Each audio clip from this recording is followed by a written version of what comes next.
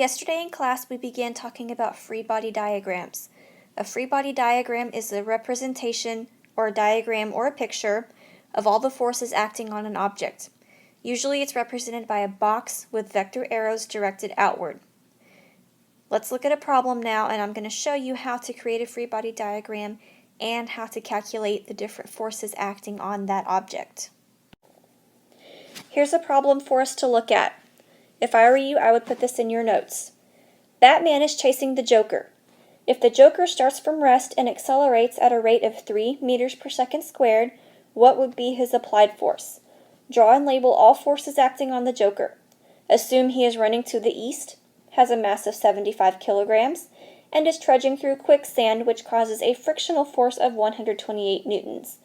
Now, trudging through quicksand probably is not likely in Gotham City, but for the purposes of this problem, let's just pretend that it's there. I went through and I drew a blue square around things that we are given, and I drew a purple square around things that they are asking us for. So we know that his acceleration is 3 meters per second squared.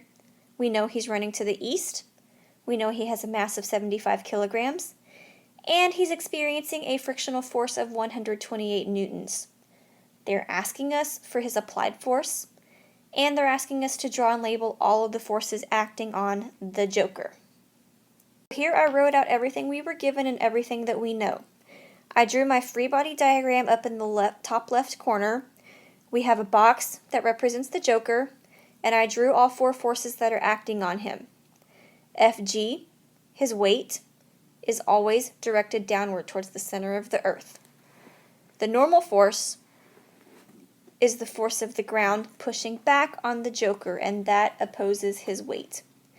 The applied force is directed to the right because we know that he is accelerating to the east, which is to the right, and then the frictional force opposes that motion of the applied force, so it's directed opposite the applied force to the left. The first thing to do would be to find out his weight, or Fg. Fg is usually the easiest to find if you know his mass, which we do, 75 kilograms.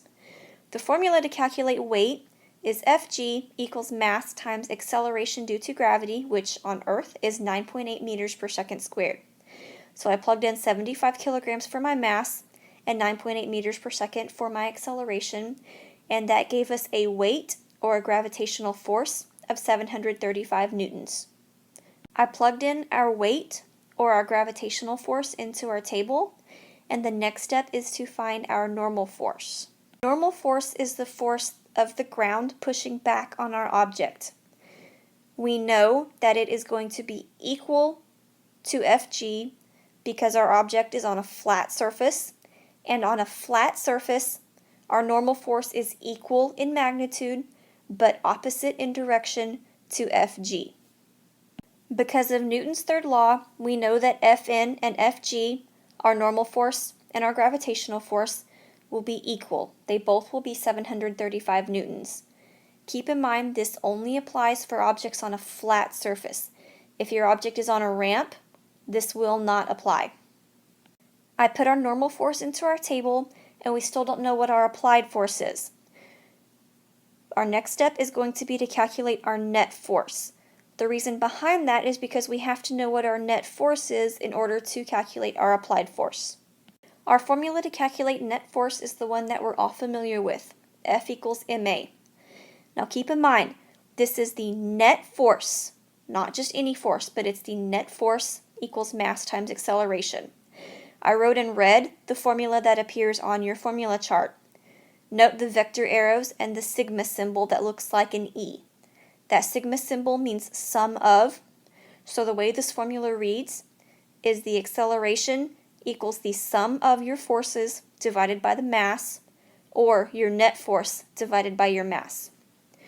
So our formula F net equals mass times acceleration. I plugged our mass in, which is 75 kilograms, times our acceleration, which remember is 3 meters per second squared, and we get a net force of 225 newtons to the east.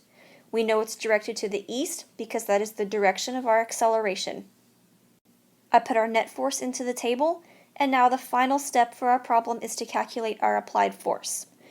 We have to do this by looking at our different vectors. Since our object is on a flat surface, we only have vertical vectors and horizontal vectors to worry about. So let's look at each of these individually. Let's take our vertical vectors first. Our normal force is directed upwards, and our gravitational force is directed downwards.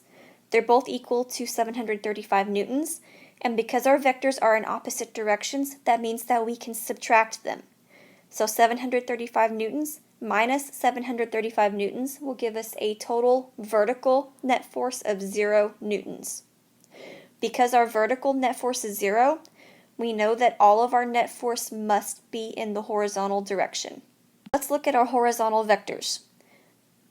Our applied force is directed to the right or to the east, and we don't know what that is. Below that, I drew our frictional force, which is directed opposite the applied force, and we know that it has a value of 128 newtons. We know that the combination or the sum of these two vectors must equal our net force, which is 225 newtons. So what we have to do, because our two vectors are in opposite directions, we have to subtract.